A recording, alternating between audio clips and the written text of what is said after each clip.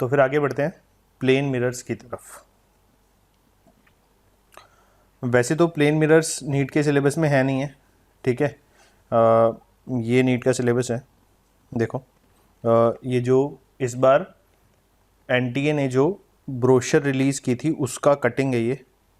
Optics वाले section में reflection of light के बाद सीधा स्फेरिकल मिरर्स आ गए हैं, इन दोनों के बीच में यहाँ पे प्लेन मिरर्स जैसी चीज़ है ही नहीं है। उसके बाद बाकी सारी चीज़ें आप देख सकते हैं स्क्रीन पे, पॉज करके आराम से देख लेना, ठीक है। मैं आगे बढ़ रहा हूँ। यहाँ पे प्लेन मिरर्स जैसी चीज़ कोई भी मेंशन नहीं है सिलेबस में, ठीक है। तो आगे बढ़ते हैं हम। प्लेन मिरर्स के बारे में वैसे ही थोड़ी सी बात करनी है हमें, क्योंकि सिलेबस में नहीं होने के बावजूद इस पे सवाल तो नहीं आएंगे, बट स्फेरिकल मिरर्स जब हम समझेंगे तो उसमें थोड़ी बहुत रेज वेज का रिफ्लेक्शन कैसे कराते हैं वो प्लेन मिरर से थोड़ा सा उसका आइडिया हमें ज़्यादा क्लियरली लग जाता है, इसलिए हम थोड़ा सा पढ़ रहे हैं, ठीक है। तो कैसे बनाते हैं प्लेन मिरर? सबसे पहले मान लिया कोई भी आपके पास ग्लास है, जैसे कांच लगा हुआ है आपके घर की विंडो पे, या किसी मॉल में गए तो आप मॉल में ट्रांसपेरेंट कांच देखते हो, ठीक है। तो वो जो ग्लास होता है जिसको हम हिंदी में कांच बोलते हैं, उस ग्लास के आर पार आप देख पाते हो, है ना। कई बार तो लोग ऐसे होते हैं कि इतने क्लियर, इतने क्रिस्टल क्लियर ग्लास मिलते हैं कि उसमें जाके भिड़ ही जाते हैं, उनको नज़र ही नहीं आता वो ग्लास, इतना ज़्यादा आर पार आप क्लियरली देख पाते हो, है ना। तो वो जो ग्लास होते हैं तब तक आप उसके आर पार देख पाते हो जब तक उसके दोनों साइड पे कोई पॉलिश नहीं है। अब हमने क्या किया, उसी ग्लास के एक साइड पे जाके पॉलिश कर दिया। तो अगर जैसे आप इस फिगर में देख पा रहे हो, इसमें हमने क्या करा है, इसके नीचे वाले साइड पे पॉलिश कर रखा है।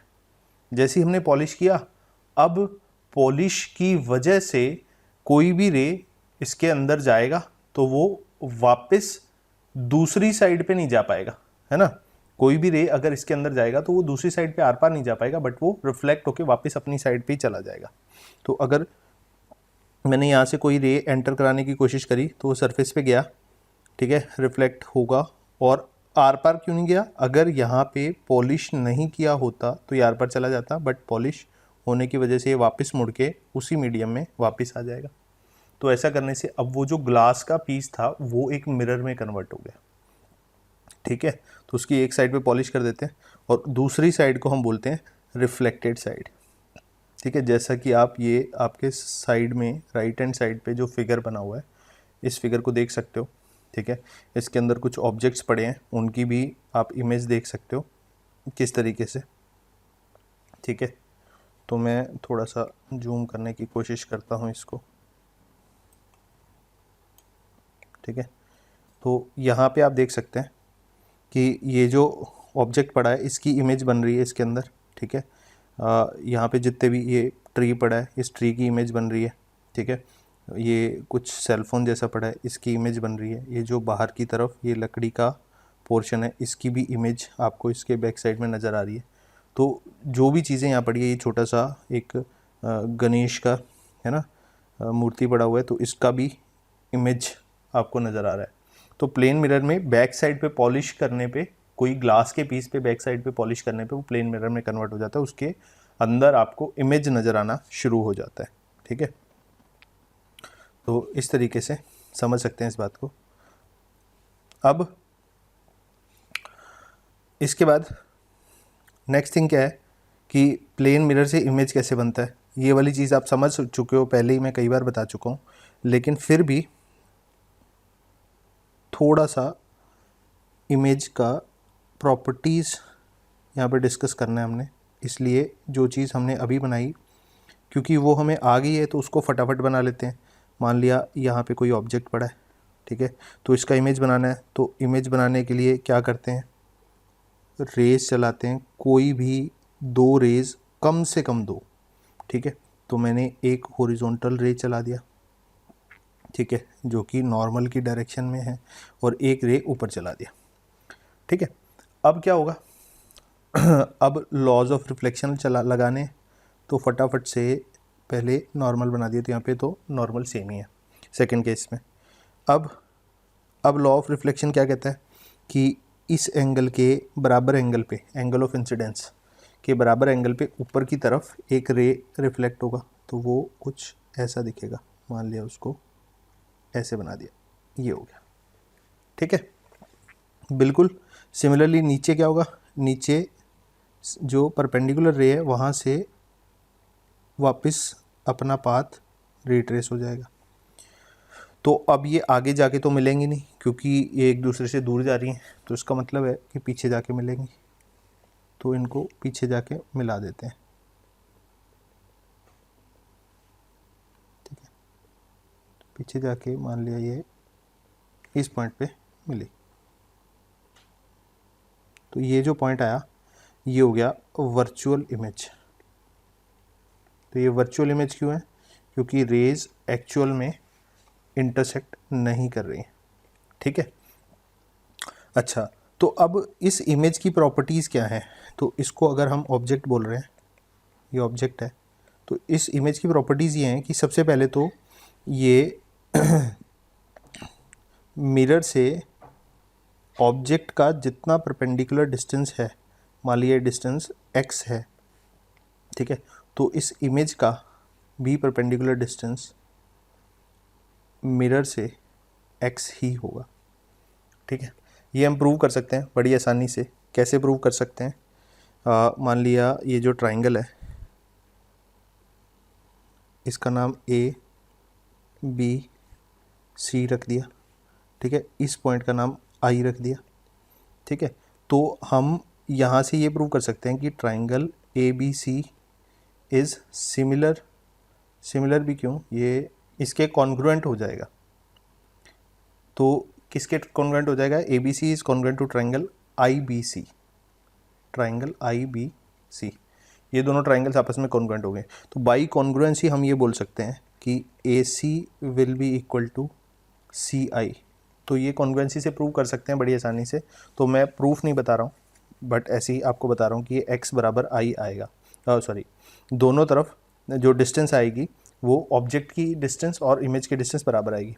दूसरी ये बात कि ऑब्जेक्ट को अगर मैं ऑब्जेक्ट से, मान लिया ये मिरर है नीचे की तरफ, ठीक है, तो मान लिया ये ऑब्जेक्ट है, ऑब्जेक्ट, तो ऑब्जेक्ट से अगर मैं एक परपेंडिकुलर ड्रॉप करूं मिरर के ऊपर, तो उस परपेंडिकुलर के ऊपर ही इमेज लाई करेगा दूसरी साइड पे, ठीक है। तो नॉर्मल पे लाई करेगा इमेज हमेशा। तो दो प्रॉपर्टीज़ हमें पता चली कि इमेज का डिस्टेंस प्लेन मिरर से उतना ही होगा जितना ऑब्जेक्ट का डिस्टेंस है, पॉइंट ऑब्जेक्ट की बात कर रहे हैं हम, ठीक है। दूसरा, पॉइंट ऑब्जेक्ट से अगर हम एक परपेंडिकुलर ड्रॉप करें मिरर के ऊपर, तो उस मिरर को, उस परपेंडिकुलर को एक्सटेंड करने पे दूसरी साइड पे उसी नॉर्मल के ऊपर इमेज लाई करेगा, ठीक है। तो दोनों सेम नॉर्मल पे लाई करेंगे जो नॉर्मल ऑब्जेक्ट से ड्रॉप किया मिरर के ऊपर, ठीक है।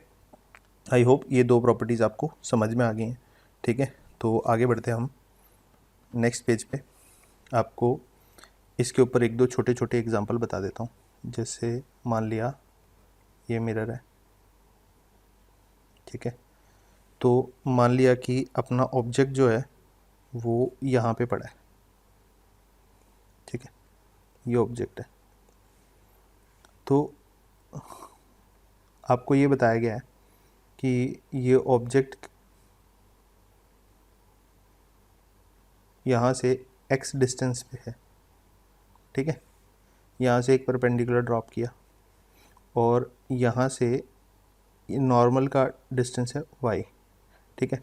तो कोई बोले इसका इमेज का पोजीशन बताओ, ये प्लेन मिरर है, इस ऑब्जेक्ट का इमेज कहाँ बनेगा। अगर कोई बच्चा उसका इमेज यहाँ पे x डिस्टेंस पे बना देता है तो ये आंसर गलत हो जाएगा, दिस इज़ रॉन्ग।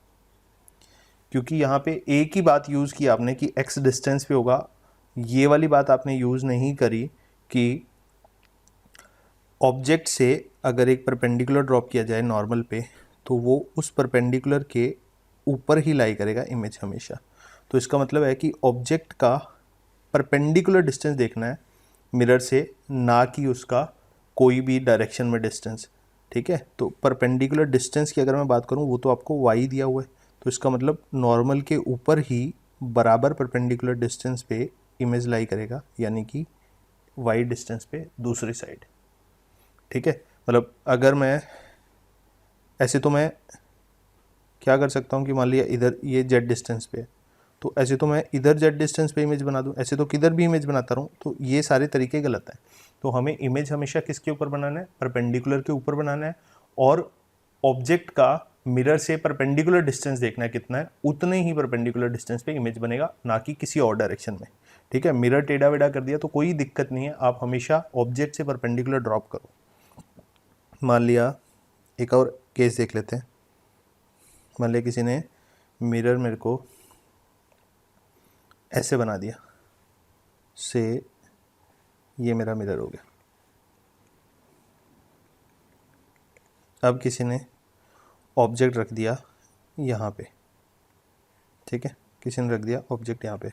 तो अब किसी ने पूछा इसका इमेज कैसे बनेगा, कहाँ बनेगा, तो मेरा आंसर होगा ऑब्जेक्ट से परपेंडिकुलर ड्रॉप करो। ठीक है, फिर उतना ही, मान लिया ये डिस्टेंस 3 मीटर है, तो 3 मीटर उसी परपेंडिकुलर पे आगे और चलो। मान लिया मैं 3 मीटर चल के रुका, तो जो पॉइंट पे पहुंचा वही पॉइंट पे इमेज बनेगा। ठीक है, मतलब ऐसा ये कोई रूल नहीं है हार्ड एंड फास्ट, कोई बोले कि हॉरिजॉन्टल बनेगा वर्टिकल बनेगा, ऐसा कुछ नहीं है। हॉरिजॉन्टल वर्टिकल कुछ नहीं होता, सिर्फ मिरर के परपेंडिकुलर होना चाहिए। ठीक है, डिस्टेंस आपको सिर्फ मिरर चाहे किसी भी एंगल पे हो उसके परपेंडिकुलर डायरेक्शन में लेना है। आई होप ये बात क्लियर होगी है। आगे बढ़ते हैं, एक क्वेश्चन और देख लेते हैं। किसी ने बोला कि a beam of light rays coming at an angle of 32 degree from the horizontal. ठीक है, 32 डिग्री पे एक बीम ऑफ लाइट आ रहा है, तो क्या मतलब हुआ कि जैसे ये मान लिया हॉरिजॉन्टल सरफेस है। ठीक है, तो मैं इसके नीचे डैश डैश नहीं बना रहा हूँ, क्योंकि अगर मैंने डैश डैश बनाया तो आपको फिर वो मिरर जैसा दिखेगा। तो आप सिर्फ इतना समझे कि ये हॉरिजॉन्टल सरफेस है, तो आप इसको ग्राउंड मान लें, नीचे लिख देते हैं ग्राउंड। ठीक है, अब किसने बोला बीम ऑफ लाइट यहाँ पे 32 डिग्री के एंगल पे आ रही है इस तरह से। ठीक है, अब किसी ने बोला कि how can they be directed parallel to the horizon, मतलब उनके रास्ते में कोई मिरर विरर रख दें अगर हम, तो उनका डायरेक्शन बदला जा सकता है। ये वाली बात तो सही है। तो मुझे क्या करना चाहिए कि वो रिफ्लेक्ट होके हॉरिजॉन्टल डायरेक्शन में ऐसे मुड़ जाए, ऐसा क्या किया जाए। ठीक है, तो उसके लिए रेज दोबारा बनाते हैं। मान लिया रेज इस डायरेक्शन में आ रही है। ठीक है, तो मुझे करना क्या है, मुझे ऐसे करना है कि ये मान लिया इस पॉइंट पे रिफ्लेक्ट करा दी मैंने, तो रिफ्लेक्ट होने के बाद वो हॉरिजॉन्टल हो जाए। तो ऐसा चाहता हूँ अगर मैं, तो मुझे बस इतना पता है कि इन दोनों के बीच का ये जो एंगल है हॉरिजॉन्टल और इनकमिंग रेज के बीच का एंगल ये 32 डिग्री है। और मुझे एक और बात पता है कि ये जो रे है, एक सेकेंड, कौन सी वाली, ये जो रे है ये इंसिडेंट रे है, और ये जो रे है ये रिफ्लेक्टेड रे है। तो इसका मतलब है कि अगर इंसिडेंट रे और रिफ्लेक्टेड रे की मैं बात कर रहा हूँ, तो इसका मतलब मुझे कहीं ना कहीं नॉर्मल ढूंढना पड़ेगा। और ये बात पक्का है कि नॉर्मल के साथ इंसिडेंट रे और रिफ्लेक्टेड रे दोनों का एंगल बराबर होता है। इसका मतलब अगर मुझे ये वाला ये एंगल पता चल जाए, तो मैं ये बता सकता हूँ कि इन दोनों के बराबर एंगल पे, दोनों के मिडल में, एग्जैक्टली दोनों के मिडल में यहाँ पे कहीं पे नॉर्मल होगा। ठीक है, तो मान लिया मैंने ऐसे ही रैंडमली एक नॉर्मल बना दिया। ठीक है, ये सोच के कि ये बराबर एंगल पे है। अब ये थीटा इधर भी थीटा है और ये इधर भी थीटा है, ये तो बात पक्की होगी। अब यहाँ से एक और बात पता चली कि मिरर कहाँ पे रख सकते हैं हम। तो मिरर को हम इस तरह रखें कि वो नॉर्मल के परपेंडिकुलर हो, तो मिरर इस एंगल पे रखा जाएगा। ठीक है, ये बात समझ में आ गई होगी सबको। तो यहाँ से हम थीटा कैलकुलेट कर सकते हैं, बिल्कुल कर सकते हैं। थीटा कैसे आएगा, आप यहाँ से देखें कि एक लाइन के ऊपर बने हुए सारे एंगल्स का सम, ठीक है, ये 32 डिग्री है, ये थीटा है, ये थीटा है। तो यहाँ से क्लियरली 180 में से पहले 32 घटाया, ठीक है, उसको 2 से डिवाइड कर दिया, तो ये हमारा थीटा आ जाएगा। तो कितना बचेगा 148/2 यानी 74 डिग्री बचेगा। तो ये तो थीटा तो आ गया आपका 74 डिग्री। अगर थीटा 74 डिग्री आ गया तो यहाँ से हमें कौन सा एंगल मिला, हमें यहाँ से ये वाला एंगल थीटा मिल जाएगा, क्योंकि ये पूरा एंगल, कौन सा एंगल, ये जो आपको डॉट नज़र आ रहा है स्क्रीन पे, ये वाला एंगल 90 डिग्री है। तो अगर ये वाला एंगल 90 डिग्री है तो बाकी बचा हुआ कितना हो जाएगा, क्या ये एंगल 16 डिग्री बचेगा? बिल्कुल सही बात है। तो अगर ये वाला एंगल 16 डिग्री है तो अगर मैं हॉरिजॉन्टल यहाँ पे बनाऊँ तो आप ये देख सकते हैं ये वाला एंगल भी 16 डिग्री ही होगा। अच्छा चलो एक सेकेंड, थोड़ा सा एक्सटेंड करके बनाता हूँ, कन्फ्यूज़न हो रही होगी। मिरर को थोड़ा सा सॉरी मिरर को थोड़ा सा एक्सटेंड कर देते हैं ऐसे, ये 16 डिग्री है। और हॉरिजॉन्टल कौन सा होगा, हॉरिजॉन्टल तो यही है, ग्राउंड ही है। तो आप यहाँ से क्लियरली देख सकते हैं कि अगर ये वाला एंगल 16 डिग्री है तो ये वाला एंगल भी पक्का 16 डिग्री होगा। इसका मतलब कि हम उसके रास्ते में 16 डिग्री एंगल पे ग्राउंड से, ये ग्राउंड है, ग्राउंड से 16 डिग्री के एंगल पे अगर एक मिरर रख दें, प्लेन मिरर, तो वो हॉरिजॉन्टल डायरेक्शन में रिफ्लेक्ट हो जाएंगे। तो this should be your required answer कि क्या करना चाहिए, हॉरिजॉन्टल से, ग्राउंड से 16 डिग्री के एंगल पे उनके रास्ते में एक प्लेन मिरर रख देना चाहिए हमें। ठीक है, आई होप ये वाला फंडा भी आपको क्लियर हो गया होगा। ठीक है, इसके बाद आगे बढ़ते हैं। ठीक है, अब हम कहाँ पहुँच गए, जो हमने स्टार्टिंग में मैप देखा था, एक मैंने चैप्टर का आपको 2 चैप्टर्स में पहले तो डिवाइड किया था ब्रॉडली। पहला हमारा जो पार्ट था वो था रे ऑप्टिक्स। ठीक है, रे ऑप्टिक्स चैप्टर 1 की तरह ट्रीट करेंगे, वेव ऑप्टिक्स चैप्टर 2 की तरह। तो फर्स्ट चैप्टर रे ऑप्टिक्स हमारा चल रहा है, उसके अंदर हमने क्या क्या पढ़ लिया, बेसिक्स ऑफ रिफ्लेक्शन पढ़ लिया, इमेज कैसे बनाई जाती है, लाइट कैसे बिहेव करती है, ऑब्जेक्ट किसको बोलते हैं, इमेज किसको बोलते हैं, रियल वर्चुअल इमेजेस क्या होती हैं। ठीक है, ये बेसिक्स ऑफ रिफ्लेक्शन हो गया। उसके बाद हमने थोड़ी सी बात रिफ्लेक्शन थ्रू प्लेन सर्फेसेस की करी है, ज़्यादा डिटेल में इसलिए नहीं करी क्योंकि वो नीट के सिलेबस में नहीं है। ठीक है, तो उसके ऊपर कोई सवाल पूछे जाने के चांसेस है नहीं है, इसलिए हम उसकी बात नहीं कर रहे हैं। ठीक है, उसके बाद रिफ्लेक्शन थ्रू स्फेरिकल सर्फेसेस, इसके ऊपर हम अब पहुंच गए हैं, तो अभी हम ये टॉपिक कंटिन्यू कर रहे हैं। ठीक है, तो आखिरी पोर्शन है रिफ्लेक्शन का, सबसे इंपॉर्टेंट यही है, इसी के ऊपर सबसे ज़्यादा सवाल पूछे जाते हैं रिफ्लेक्शन में से। ठीक है, तो आगे बढ़ते हैं। सबसे पहले स्फेरिकल मिरर्स होते क्या हैं, ध्यान देना बेटा, बड़ी इंटरेस्टिंग चीज़ें आगे स्टार्ट हो गई हैं। इसके बाद अगर आपका बेसिक क्लियर हो गया है तो आपको बहुत मज़ा आएगा अभी ये सारी चीज़ें सीखने में। ठीक है, तो ये जो आपको सर्कल दिख रहा है यहाँ पे स्क्रीन पे, ये सर्कल नहीं है एक्चुअली में, ये स्फीयर है। इस फिगर को देखें, इसके जस्ट लेफ्ट में बना हुआ इस तरह का स्फीयर है, और ये जो आपको लाइन दिख रही है, ये line, this is not a line, this is a plane. कैसा प्लेन है ये वाला प्लेन है। ठीक है, इस तरह का प्लेन है ये, और 3 डायमेंशन में ये ऐसी दिखेगी। ठीक है, और 2 डायमेंशन में अगर इसको सामने से देखोगे तो ये ऐसा दिखेगा। ठीक है, तो अब हमने इसमें से क्या किया, यहाँ पे एक प्लेन से इस स्फीयर का एक सेक्शन काट दिया, इस स्फीयर को एक प्लेन के साथ ऐसे सेक्शन काट दिया उसका। तो सेक्शन काटने के बाद जो छोटा वाला पोर्शन, ये जो येलो कलर में दिख रहा है आपको, ये जो छोटा वाला पोर्शन है, इसको उठा के हमने साइड में ले गए। तो ये आपका एक कांच का टुकड़ा ऐसे निकल के आया, जिसको 2D में देखोगे तो ये ऐसा दिखेगा, इसको 3D में देखोगे तो ये ऐसा दिखेगा, इस तरीके से। ठीक है, ये 3D व्यू हो गया इसका, 3D में ऐसा कटोरी जैसा दिखेगा, बाउल की तरह।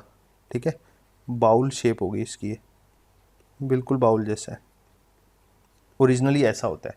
मतलब ये कांच का टुकड़ा है, बिल्कुल बाउल जैसा, मतलब कांच की कोई आप बाउल इमेजिन करो तो बिल्कुल सेम वैसा ही है। ये अंदर से खोखला है, ये होलो स्फीयर है, याद रखना, ये होलो है, ये सॉलिड नहीं है, होलो अंदर से खाली है।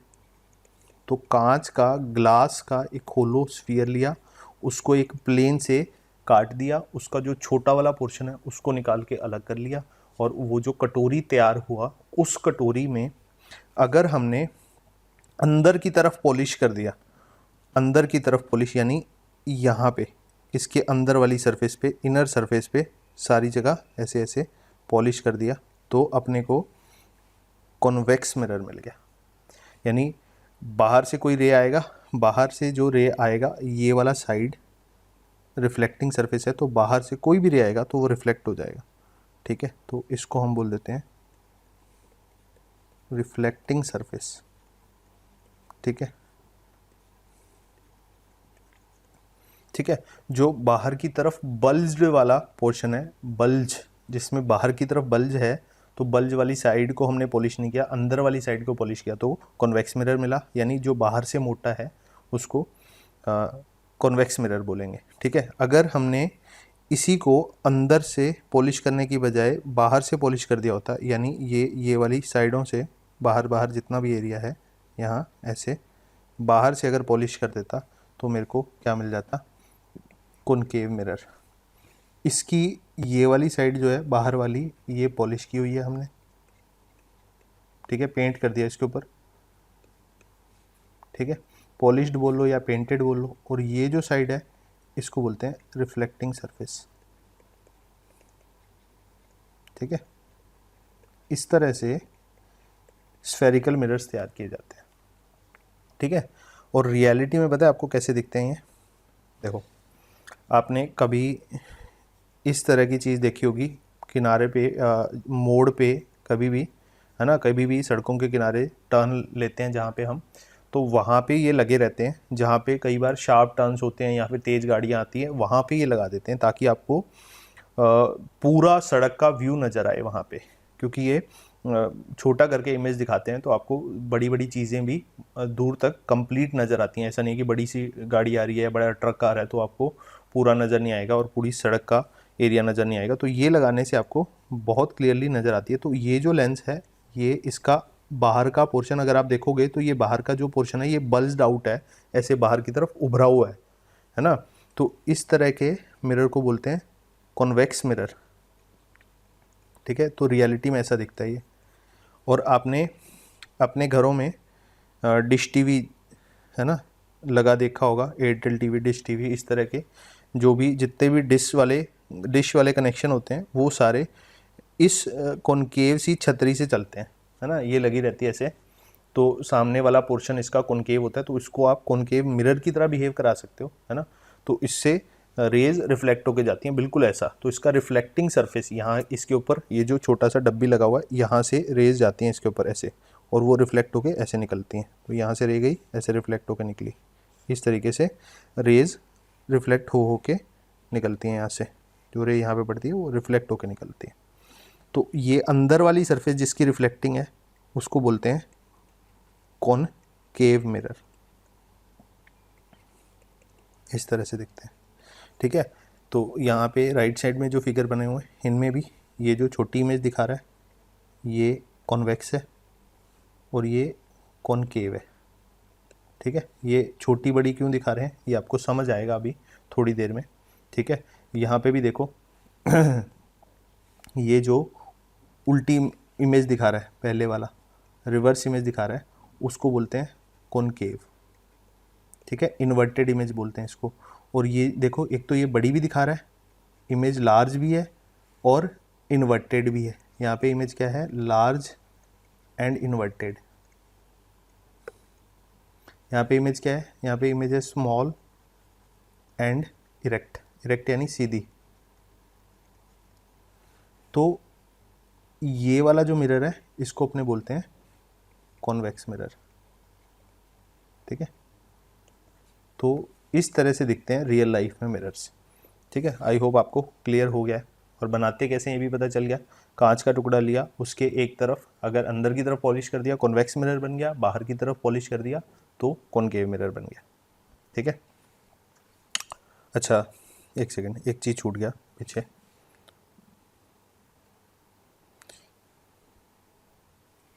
अच्छा, कुछ टर्म्स डिफाइन कर लेते हैं यहाँ पे, ठीक है। कुछ टर्म्स, वो टर्म्स क्या क्या हैं देखना इसी फिगर के अंदर, मान लिया ब्लू कलर से, ठीक है। ये जो मिरर है, ठीक है, येलो वाला, यहाँ पे जो आपने वो नज़र आ रहा है इतना पोर्शन यहाँ पे, ठीक है, ये जो सेक्शन है इतने सेक्शन की बात कर रहे हैं, बाकी तो स्फीयर का पोर्शन है, ठीक है। तो ये जिस स्फीयर का पोर्शन है ना, उस स्फीयर का जो सेंटर होगा, जिस स्फीयर का ये पोर्शन है उस स्फीयर का जो सेंटर होगा उसको बोलते हैं सी, यानी इस सी का नाम होता है सेंटर ऑफ कर्वेचर। सी का नाम क्या है? सेंटर ऑफ कर्वेचर, ये इस सी का नाम होता है, ठीक है। और यहाँ से लेके यहाँ तक की, यानी इस स्फीयर की जो रेडियस है आर, उस आर का नाम होता है radius of curvature, radius of curvature, ठीक है।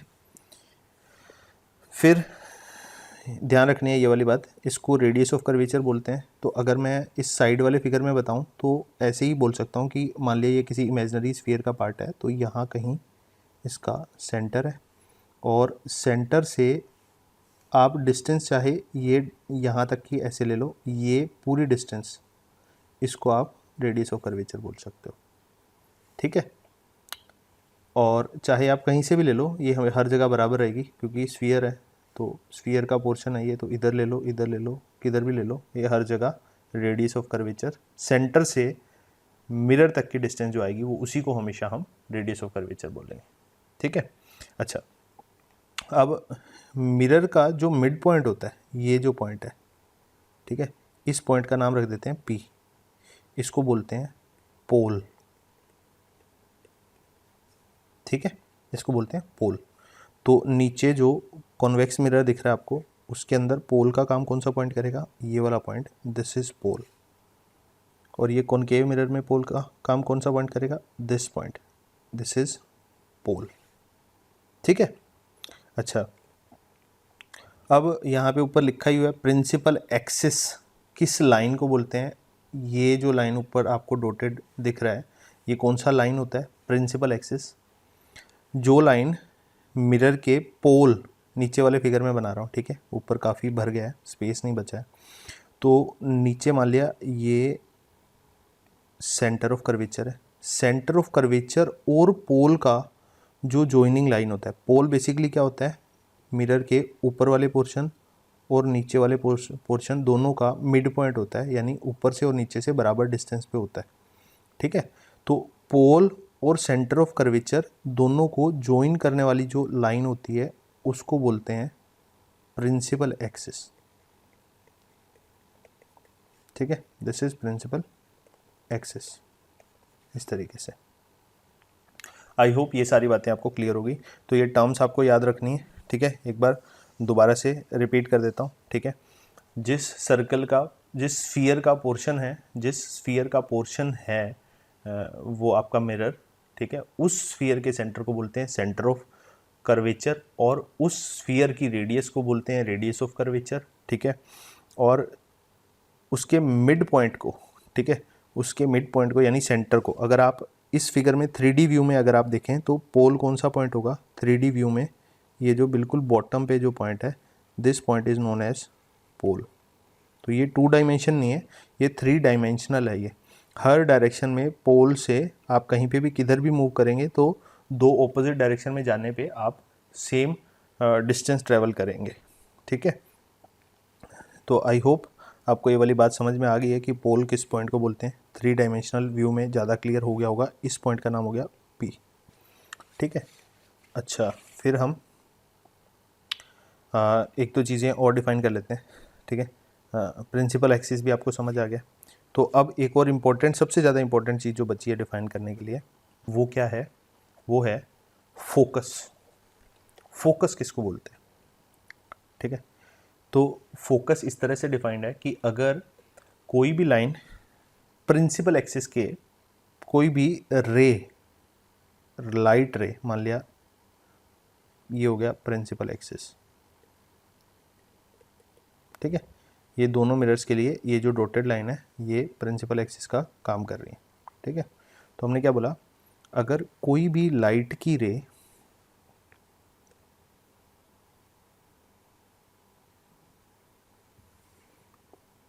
प्रिंसिपल एक्सिस के पैरेलल आए, ठीक है, तो ये प्रिंसिपल एक्सिस के parallel I, after reflection from the mirror वो प्रिंसिपल एक्सिस को जिस पॉइंट पे कट करेंगी उस पॉइंट का नाम होगा फोकस। ठीक है, उसको F से रिप्रेजेंट करेंगे। ठीक है, वो रे आगे निकल जाएगी, बट जिस पॉइंट पे इंटरसेक्ट किया उस पॉइंट का नाम फोकस रख दिया। ठीक है, अब ये सारी रेज करेंगे ऐसा, मतलब जितनी भी रेज इधर आएंगी पैरेलल, मतलब आप कहीं से ही बना लो, चाहे मैं एक रे इधर से बनाता हूँ, मान लिया ये बनाया, तो ये भी मिरर से रिफ्लेक्शन के बाद इसी से निकलेगी, अगर ये प्रिंसिपल एक्सिस के पैरेलल है तो, सिर्फ पैरेलल वाली, अगर पैरेलल नहीं है तो नहीं निकलेगी। ठीक है, तो हमने क्या बोला कि वो पॉइंट, ठीक है, वो पॉइंट जहाँ से प्रिंसिपल एक्सिस के पैरेलल आने वाली रेज मिरर से रिफ्लेक्ट होने के बाद इंटरसेक्ट करेंगी, उस पॉइंट को बोलेंगे फोकस ऑफ दैट मिरर। ठीक है, फिर एक और इम्पोर्टेंट टर्म है फोकस के साथ साथ, वो है फोकल लेंथ। ठीक है, फोकल लेंथ, तो फोकस की पोल से जो डिस्टेंस होती है, फोकस की पोल से जो डिस्टेंस होती है, फिगर में आप देखें, उसको बोलते हैं फोकल डिस्टेंस या फिर फोकल लेंथ, फोकल लेंथ या फिर फोकल डिस्टेंस, एक ही बात है। ठीक है, आई होप ये भी क्लियर हो गया। अच्छा, फिर एक और प्रॉपर्टी होती है कि अगर कोई लाइट रे फोकस से चले, कोई लाइट रे फोकस से चले, मिरर से रिफ्लेक्ट हो, तो रिफ्लेक्ट होने के बाद वो प्रिंसिपल एक्सिस के पैरेलल हो जाती है। तो वो फोकस से किधर भी चले, मान लिया इधर चली, फोकस से इधर चली, तो भी वो after reflection from the mirror parallel हो जाएगी। मान लिया इधर चली तो भी पैरेलल हो जाएगी, इधर चली तो भी पैरेलल हो जाएगी। इस तरीके से ये सारी रेज जो फोकस से चलेंगी वो after reflection from the mirror parallel हो जाएंगी प्रिंसिपल एक्सिस के। ठीक है, तो उस पॉइंट का नाम हो गया फोकस, और फोकस की मिरर के पोल से जो डिस्टेंस होती है उसको बोलते हैं फोकल डिस्टेंस। आप ऐसे इमेजिन करें कि एक कटोरा है, 3D में होता है, कटोरे के जो सबसे बॉटम वाला पॉइंट होता है, सबसे बॉटम अंदर वाला जो पॉइंट होता है उसको बोलते हैं पोल। उस पोल के सामने ऐसे प्रिंसिपल एक्सिस होता है, 3D में आप इस तरह से इमेजिन करें। तो ये जो प्रिंसिपल एक्सिस है इसके ऊपर यहाँ पे, ठीक है, यहाँ पे एक पॉइंट होगा। ठीक है, उस पॉइंट का नाम है फोकस, मान लिया यही वाला पॉइंट है, तो ये इस तरह से 3D में इस तरह से होता है। तो ये वाले पॉइंट का नाम पोल है, पोल से फोकस तक की डिस्टेंस को फोकल डिस्टेंस बोलेंगे। तो 2D में मत सोचिए, ये 3D में है इस तरीके से। आई होप आपको देख के समझ में आ रहा होगा मैं क्या बता रहा हूँ, 3 डायमेंशन में है ये। ठीक है, अच्छा, फिर कॉन्वेक्स मिरर के लिए भी सेम ही डेफिनेशन है, डेफिनेशन नहीं बदलेगी। अगर, अच्छा, यहाँ पे कॉन्वेक्स मिरर में क्या होगा, अगर कोई भी लाइट रे प्रिंसिपल एक्सिस के पैरेलल आई, ठीक है, अब ये तो रिफ्लेक्ट होके, फिर से मैंने आपको क्या बताया था, नॉर्मल बनाना होता है, तो यहाँ पे नॉर्मल ऐसा सा होगा। ठीक है, तो नॉर्मल ऐसा सा होगा, एक सेकेंड थोड़ा क्लियर बनाता हूँ।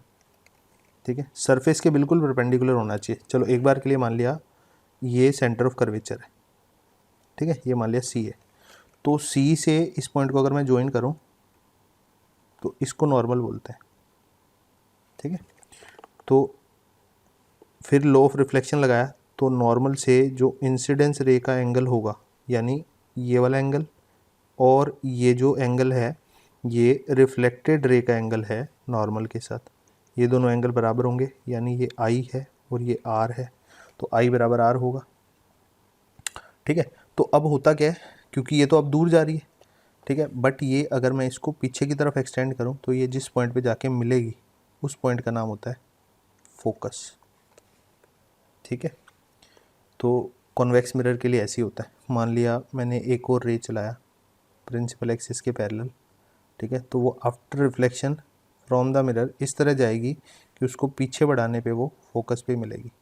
ठीक है, थोड़ा और क्लियर बना देता हूँ, दोबारा से बनाता हूँ इस रे को। मान लिया ऐसे गया, तो पहले इसको बना दिया, फिर इसको बना दिया, ये ठीक है। तो after reflection from the mirror उसको पीछे की तरफ बढ़ाएंगे तो वो जिस पॉइंट पे जाके मिलेगी, क्योंकि आगे तो ये मिल ही नहीं पाएंगी ना, आपको दिख ही रहा होगा फिगर में, क्योंकि ये डाइवर्जिंग रेज हैं तो आगे जाके तो मिलेंगी नहीं, इसलिए पीछे जिस पॉइंट पे जाके मिलेंगी उस पॉइंट का नाम हो गया फोकस।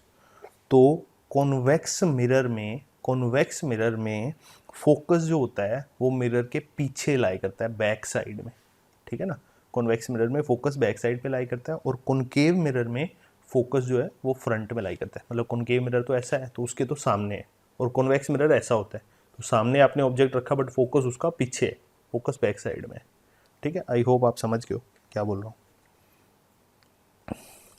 सिमिलरली अगर मान लिया ये फोकस यहाँ कहीं पे है सेकंड वाले फिगर में, तो अगर कोई रे, लाइट रे ऐसी हो जो फोकस की तरफ आ रही है, ठीक है, ऐसे मान लिया ये फोकस की तरफ आ रही है, ठीक है, तो अगर कोई लाइट रे फोकस की तरफ आ रही है तो after reflection from the mirror, convex mirror में वो भी प्रिंसिपल एक्सिस के पैरेलल हो जाएगी। ये भी ऐसा होता है, ठीक है। तो फोकस कौन सा पॉइंट होता है, फोकस वो पॉइंट होता है जहाँ पे सारी रिफ्लेक्टेड रेज इंटरसेक्ट करती हैं अगर इंसिडेंट रेज एक्सिस के, प्रिंसिपल एक्सिस के पैरेलल आ रही हो। प्रिंसिपल एक्सिस के पैरेलल आने वाली रेज रिफ्लेक्शन के बाद जिस पॉइंट पे इंटरसेक्ट करती हैं उस पॉइंट का नाम होता है प्रिंसिपल फोकस। तो हमने क्या बोला कि कॉनकेव मिरर का प्रिंसिपल फोकस तो मिरर के फ्रंट में लाई करता है, और कॉन्वेक्स मिरर का प्रिंसिपल एक्सिस फ्रंट में लाई नहीं करता, उसके बैक साइड में। ऑब्जेक्ट्स तो उसके सामने यहाँ पे रखेंगे हम, इस तरह से होता है उल्टा कटोरा, सीधा कटोरा होता है कॉन्वेक्स मिरर, उल्टा कटोरा होता है, सॉरी गलत बोला, सीधा कटोरा सामने इसके ऑब्जेक्ट्स रखेंगे, ये रिफ्लेक्टिंग साइड है, सीधे कटोरे की फ्रंट वाली रिफ्लेक्टिंग साइड है, तो उसको बोला हमने कौन सा, कॉनकेव मिरर, तो उसका फोकस सामने लाई करेगा। उल्टा कटोरा ये रिफ्लेक्टिंग साइड है तो फिर इसके बैक साइड में फोकस लाई करेगा और इधर कोई फोकस नहीं होगा, ऑब्जेक्ट्स रखेंगे यहाँ पे, फोकस होगा पीछे। ठीक है, तो इसमें भी वही सारी चीज़ें, फोकस की पोल से जो डिस्टेंस है यहाँ पे भी वही चीज़ है, फोकस की पोल से डिस्टेंस यहाँ ले लो चाहे यहाँ ले लो, ये दोनों ही फोकल लेंथ हो गई या फिर फोकल डिस्टेंस हो गई। ठीक है, इसी को फोकल लेंथ बोलते हैं, इसी को ही फोकल डिस्टेंस बोलते हैं। ठीक है, आई होप आपको प्रिंसिपल फोकस समझ में आ गया किसको बोलते हैं। तो प्रिंसिपल फोकस को ही जनरली हम फोकस बोलेंगे। ठीक है, किसी ने फोकस बोला तो हमें समझना है कि प्रिंसिपल फोकस ही है। तो प्रिंसिपल फोकस वर्ड क्यों यूज़ किया है, क्योंकि मिरर में तो एक ही फोकस होता है तो उसी को आप फोकस बोलो, लेकिन आगे चल के जब हम लेंस पढ़ेंगे तो लेंस में दो दो फोकस होते हैं, तो उसमें प्रिंसिपल फोकस किसको बोलेंगे, वहाँ पे प्रिंसिपल फोकस और सिंपल नॉर्मल फोकस होता है जो, उन दोनों में डिफरेंस होता है, तो इस वजह से प्रिंसिपल फोकस वर्ड इंट्रोड्यूस किया गया है। ठीक है, तो नॉर्मली तो मिरर के अंदर अगर आप बात करो तो एक ही फोकस होता है, उसी को फोकस बोल लो, उसी को प्रिंसिपल फोकस बोल लो, एक ही बात है। ठीक है, आई होप आपको टर्म सारी पता लगी। अभी तक हम क्या कर रहे हैं बेटा, हम अपने हथियार तीखे कर रहे हैं। ठीक है, अभी लड़ाई तो शुरू ही नहीं हुई, आप ये समझ लो। ठीक है, जंग पे तो अभी जाना है, अभी तो देख रहे हैं कि हथियार क्या क्या है हमारे पास, हथियारों से इंट्रोड्यूस हो रहे हैं। ठीक है, आप ये समझ लो, तो जितना अच्छे से इंट्रोड्यूस होगे उतना ही अच्छा आगे का सारा कंटेंट होगा, उतनी ही जंग में मज़ा आएगा, है ना। लड़ाई लड़ने में उतना ही मज़ा आएगा जितने आपको हथियार अच्छे से चलाने आते होंगे। तो आई होप यहाँ तक आपको सारी बातें अच्छे से क्लियर हो गई होंगी। तो नेक्स्ट सेक्शन की तरफ मूव करते हैं। ठीक है।